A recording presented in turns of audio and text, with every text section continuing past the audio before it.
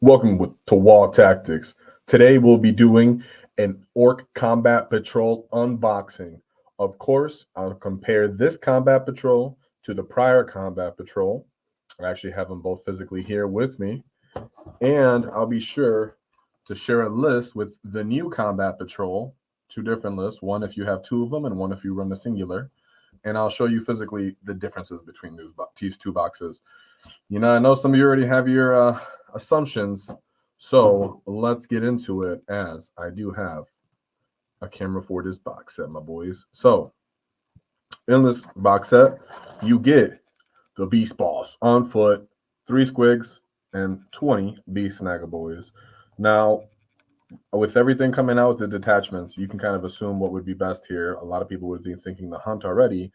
And 20 boys do find their way in the hunt. But let's take a look at these sprues before we actually start going into the list real quick, just in case you're a newer person and you actually need to see some of this. Also, I'll answer any questions at the end, so be sure to leave any questions if you guys have anything you want to say.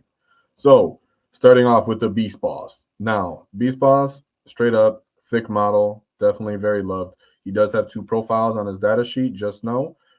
There's not extra. That means you choose between his big chopper, which is right here, and then you choose between his awesome power claw, which is right here, his power snapper. There's circumstances for both, but we'll talk about that when we get into the tactical review of this. Then we have the Beast Squig Hog Boys kit. Now, one thing I like to point out with this Squig Hog Boy kit is there's multiple of these choppers right here. So this big chopper right here, you can actually use for some kind of bits. You might be able to make a War Boss and Mega Armor based off this chopper. And there's a lot of little power armor, not power armor, but like shoulder pads. That one you actually need. But on the actual Squig Hog Boy units, there's a lot of extra little bits of shoulder padding, like armor plates. And I would say there's sometimes where you might actually use those to kit out or kit bash some of your boys up to be a little tougher looking, or some of your other units. So it's nice to have those bits because you might not use them in all of your Squig Hog Boy units. Sometimes it's good to leave a couple extra bits off. That way they're easier to distinguish if you don't feel like doing a lot of work and painting to make them distinguished, right? So I'm cool with it. Squig Hog Boys are like pretty expensive right now. We'll go over actually the entire box value as well. I should have said that at the beginning. Per unit, per model, and everything. So the box does look all right. I would say it's not the best value that we've ever seen in the Combat Patrol, right? There's other Combat Patrols out there that are even more valuable, maybe like a Custodes ones per point, and even our prior one. And I'll show you that right here in a minute, actually. As much as I appreciate them. And yeah, like you guys said, they're very fun to build and paint, the Squig Hog Boys, but don't add the thump gun to your Beast Snagger Boys. Thanks for the comments. I seen that. That was actually a good point. Here he is, thump gun right here by my left index finger. Yeah, don't add that to your Beast Snagger Boy units if even you're going to have 2 of them. The one thing I do like about this box set is 20 Beast Snagger Boys is a long-term good investment into your army, right? I just wish there was something a little bit thicker that you could go alongside this. Not sure what it could be if it's Squig exclusive. And that's the one thing I would say is that I do like. Maybe a Zog brought, right? But he would be not good for redundancy. What I would say about this box set, and I'll show you right here, is the density compared to the old one. I'll show you here right now. So here is the new Combat Patrol. Here's the box, the black box. Looks pretty decent. Not bad, not bad. Here is the prior one.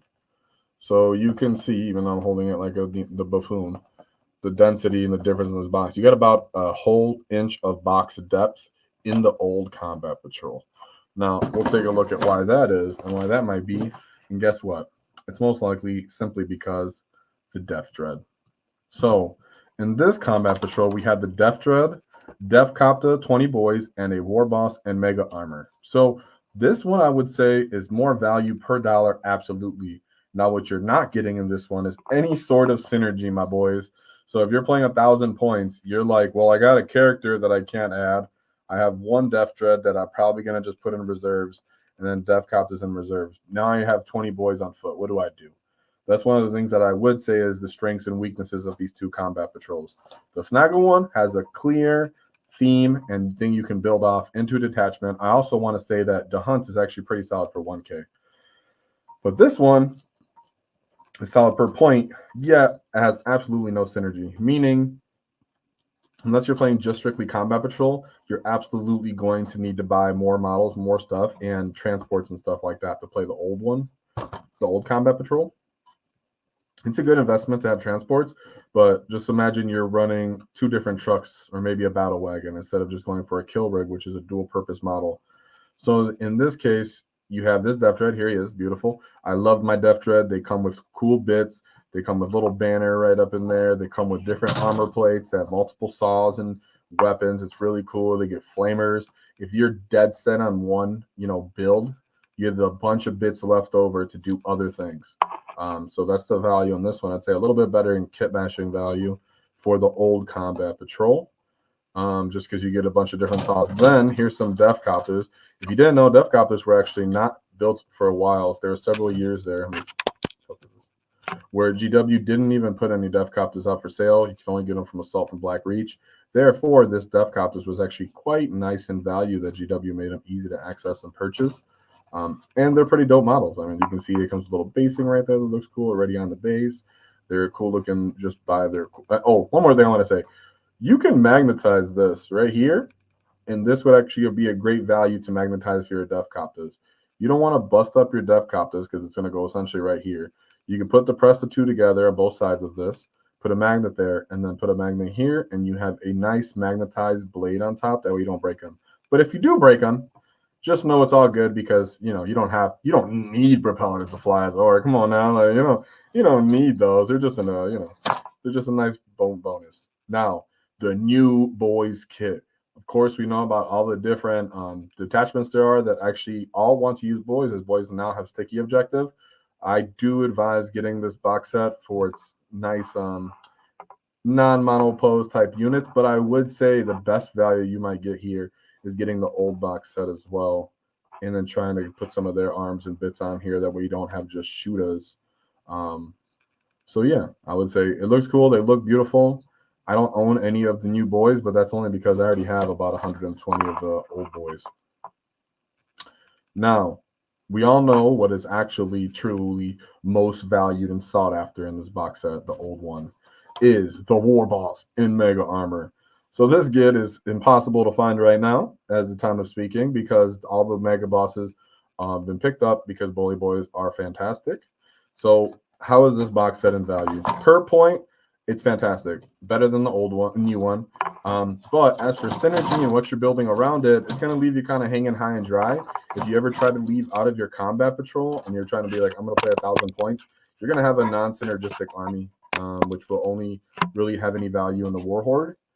Yet in the Beast Snagga box, you can actually move on from that. And with that being said, I'd like to show you what I mean.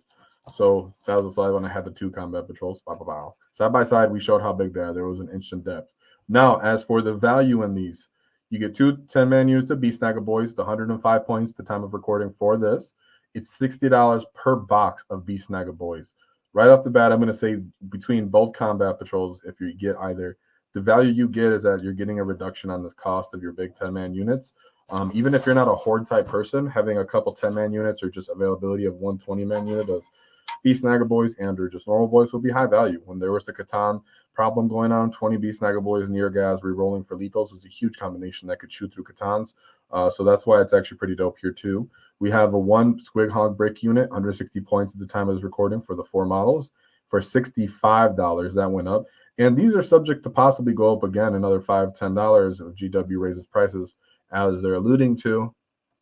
We don't know the percentage exactly yet and what the increase will be. So this might actually be even more valuable as time goes up, which might be a greater value in savings. Then we have the Beast Boss on foot. Absolutely great model because he has dev wounds. 80 points, so you did come down in points value, but that's okay. $40 for 1 character. You know that I know that nobody wants to pay $40 for a character, so he is a value proposition in this. Now, total points per box, 450 flat, so it doesn't even get you to the 500 point, but it is very synergistic. It costs $160 at the time of this recording, $65 savings between if you add all of these units up in individual boxes. And is this box worth duplicating is the question we're going to go into when I show you the list. I rate this box at 6.5 out of 10. It doesn't give you the points you need, but the synergy allows you to jump into the game directly with very little to no support, right? I can get one kill rig and another unit of Squig Hog Boys and a character. Boom, I have a very synergistic the Hunt army, as in for favorite detachments for this. But if you want to get a little bit more expansive, not be limited to the Hunt, right?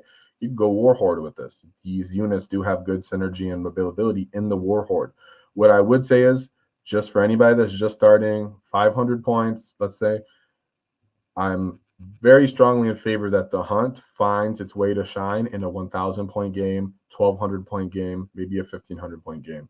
There's less vehicles on there. People have to use their leader units as well. People have to get everything involved. Being able to scout, move around for the Hunt becomes actually highly valuable, and proper killie does too at 1,000 points, right? So the Hunt looks beautiful if you decide, hey, I'm going to take it slow. I'm going to paint my stuff up. I would actually recommend getting this box set, sticking to the Hunt for that reason, and you'll be good at 1,000 points, 1,200 points for that.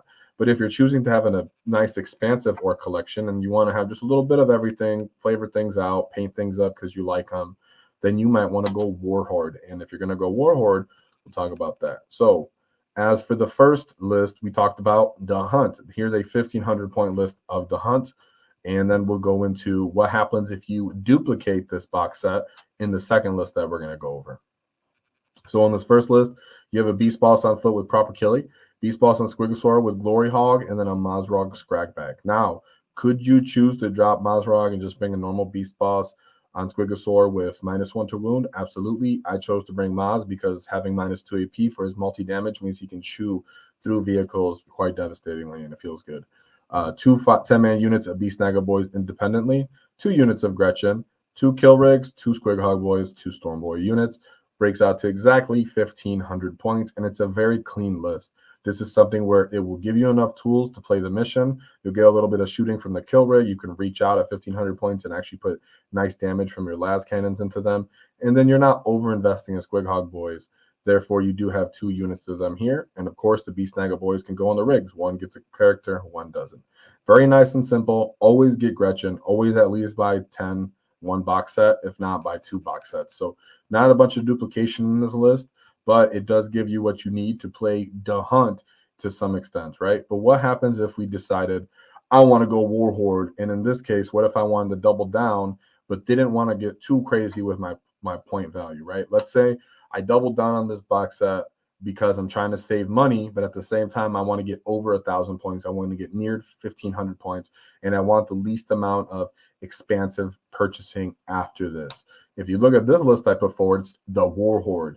Now, you do have 2. This is if you include 2 units of that same box set, but instead of buying multiple smaller kits, you get a Gazgul Thraka. He's a long-term investment for the Ork Codex as a whole. He can lead you into other detachments such as the Bully Boys or a Green Tide if you decide to be crazy. 2 trucks, because 2 trucks are optimal in every other detachment besides the Hunt, and even maybe the Hunt, you could figure to use them. Only 1 unit of Gretchen, because you're not going to have to go into 2. So far, we're at a Gazgul Thraka, 2 individual trucks, and 1 unit of Meganobs. This is a 3-man unit that comes in the box set, and a Storm Boy. So in all, you're only looking at 5 additional purchases after those 2 box sets. And if you really wanted to, you can drop the trucks, 1 of the Meganobs, and then you could try to fit in a battle wagon. I think you would need me to do points in my head. Yeah, you could do that. So you can easily drop some of these points and decide I'm going to just bid a battle wagon instead, because right here you have a 20-man unit of Beast Snagga Boys followed by 2 10-man units. Now, in this list, you don't have the battle wagon yet. That's because I actually do strongly think you could totally run a 20-man unit on foot without a battle wagon and set them up near the mid-table, because you're looking for the gas synergy as you want the re-rolling hits so you can fish for the lethals and critical 5s in this combination. So this gives you some anti-tank potential, anti-Catan potential, as a lot of people end up having to play into very tough Primarchs and stuff like that when people are first starting armies.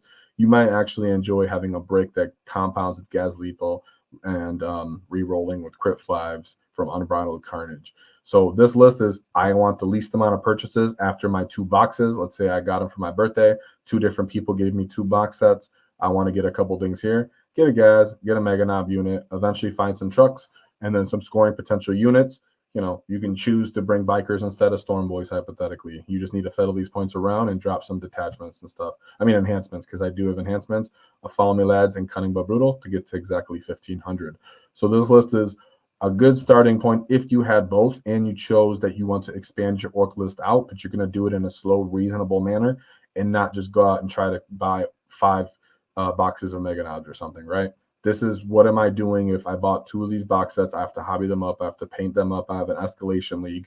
I'm buying 2 boxes, 1 box every 2 weeks or something.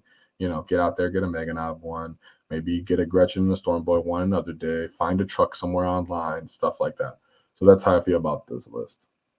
So with that being said, do I recommend the Beast Nega Combat Patrol? Yes. But that's with the caveat that you actually have interest in playing with Beast Negas, of course, and that you understand that there's going to need to be some investment in transports, maybe a battle wagon, and maybe even a character that you don't need them for the Squig Hog Boys, but maybe a character investment. I mostly favor that you need transports, though, because you don't want 10-man units walking around without anything.